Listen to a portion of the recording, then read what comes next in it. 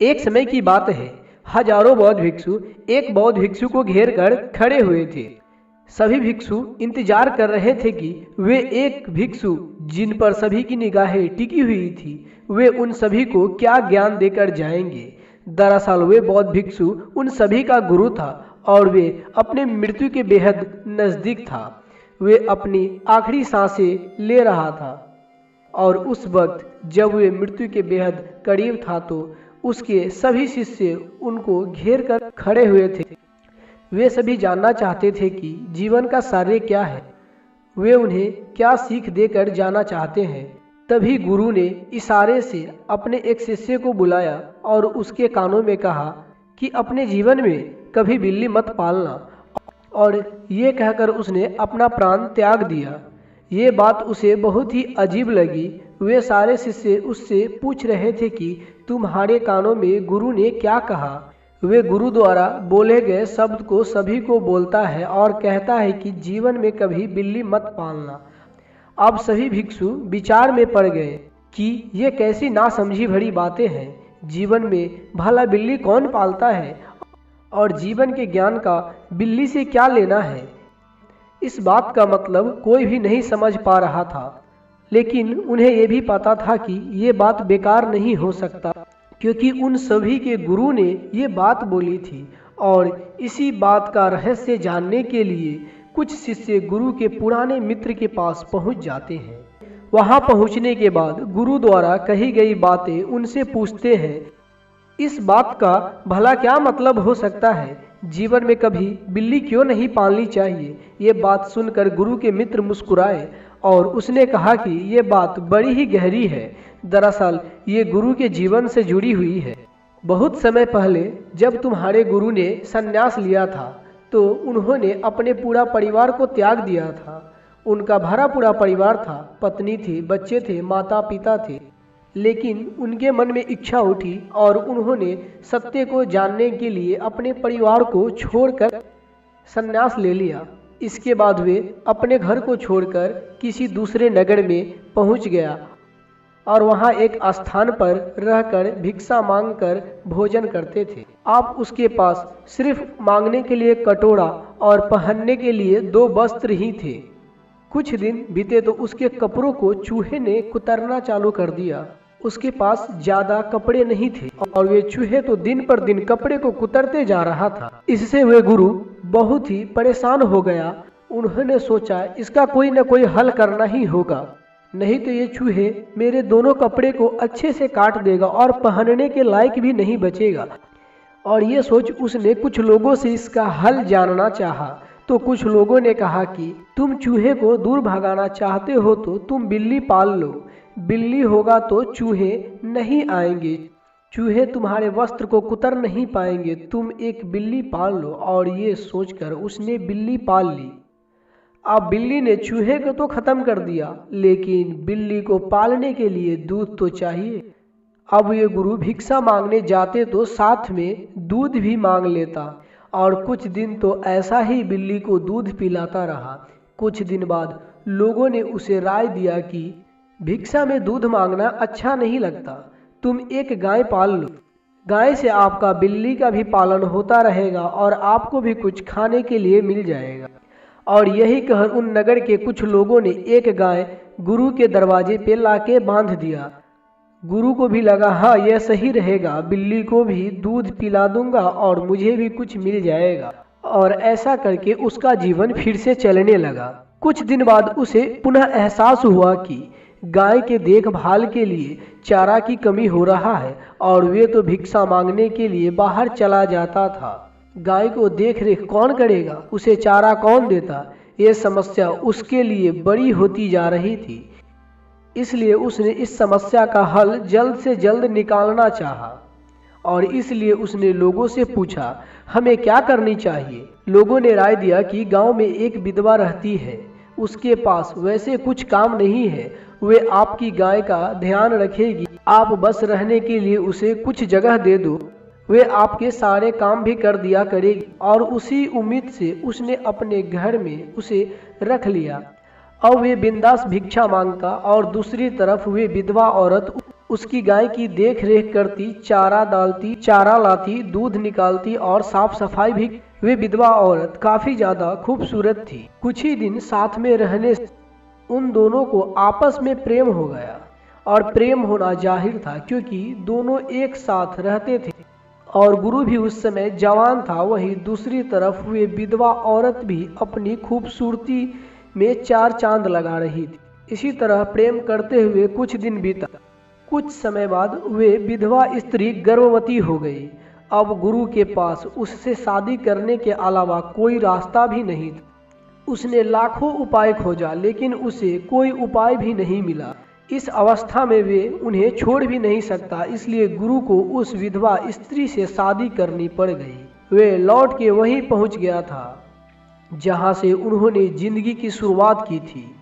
उसने सत्य को खोजने के लिए अपने परिवार को त्याग दिए थे, लेकिन सत्य को खोजते खोजते एक ऐसे पड़ाव पे पहुंच गया था कि वे घूमकर उसी बिंदु पर पहुंच गया था।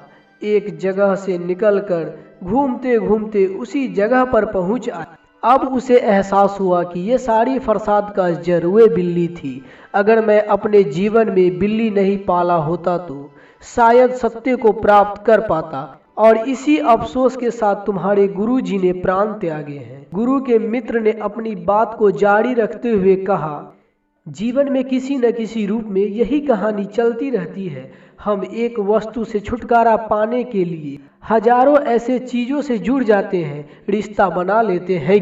वही चीजें हमारे लिए सर दर्द बन जाती है। किसी शादीशुदा को कोई लड़की पसंद आ गई, उसके मन को चूहे कुतर दिए और वे उसे चैन से जीने ही नहीं दे रहा, और इसलिए उसने आगे बढ़कर उससे रिश्ता बना लिया और उस रिश्ते को बनाए रखने के लिए हजारों झूठ बोले, अपने परिवार से, अपने पत्नी से, और आखिरकार पाओगे कि वही गलती आपके अतीत में कई बार हो चुका है और फिर से वही जाल में आकर फंस गया। अब उसका कोई निष्कर्ष ही नहीं निकल रहा।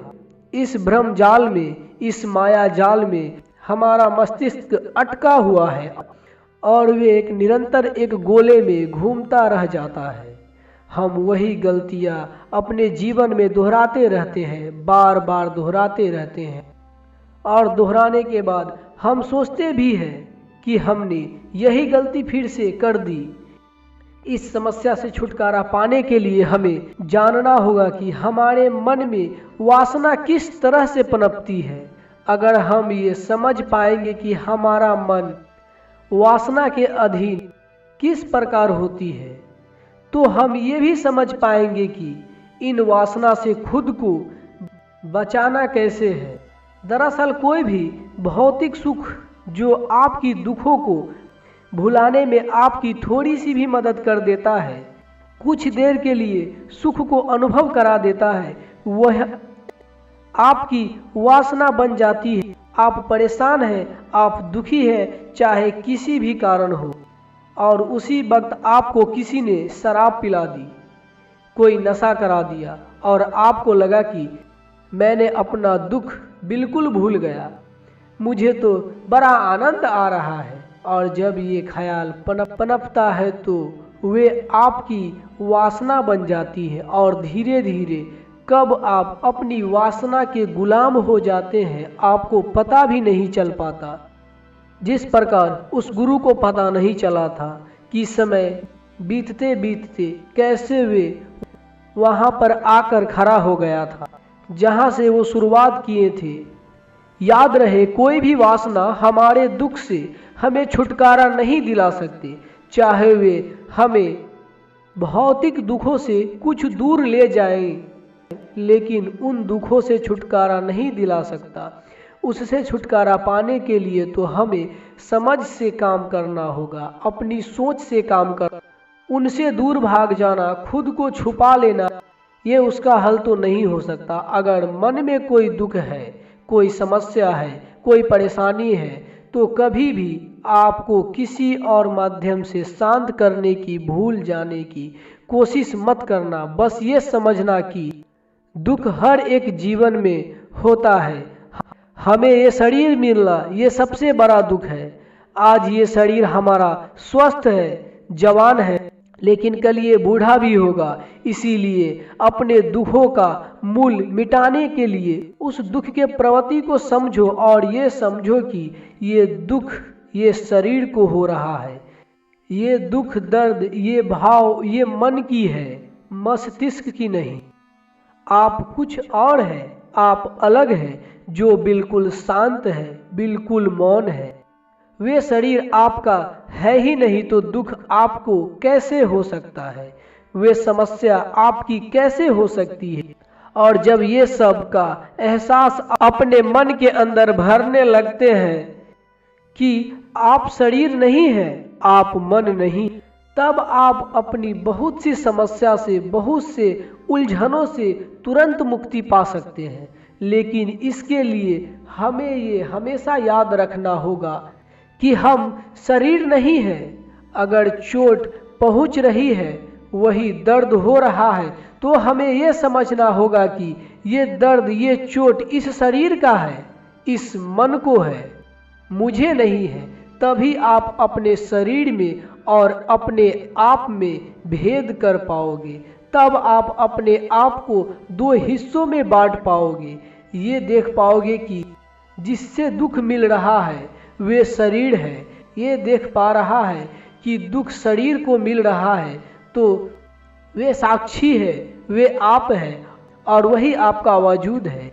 उसको कुछ फर्क नहीं पड़ता, वे बस साक्षी मात्र है, वे देखने वाला है। और इसी प्रकार ये शरीर मिट जाएगा, लेकिन वे साक्षी भाव, साक्षी नजर वे नहीं मिटेगा। आपकी वासना कब आपकी दुखों की दलदल में धकेलती चली जाती है, आपको पता ही नहीं चलता। बाद में आप खुद को कोसते हैं। बाद में खुद को कोसने से कुछ नहीं होगा, बल्कि आपके जीवन में जागरूकता पैदा करना होगा। आपको जागना होगा कि दुखों का मूल कारण सिर्फ मेरी वासना है। अगर मैं अपने वासना पे काबू पा रहा हूँ तो मैं अपने दुखों पर भी काबू पा सकता हूँ। आपके पड़ोसी ने अच्छा घर बना लिया, आपके अंदर भी घर बनाने की इच्छा जागी। आपने घर बनाने में अपनी सारी पूंजी लगा दी और अब आपके पास उस घर के खर्चे चलाने के लिए भी पैसा नहीं बचा। ऐसी स्थिति में आपने फिर एक बार अपने चूहे को मारने के लिए बिल्ली को पाल लिया। अब उस बिल्ली के लिए दूध लाना होगा, रोज रोज के झंझट करनी होगी और वे आपका सर दर्द का कारण बन जाएगा, आपके परेशानी का कारण बन जाएगा। इसलिए ईर्ष्या, गुस्से जैसे चीजों को वहीं पे समझकर दूर करने की कोशिश करें।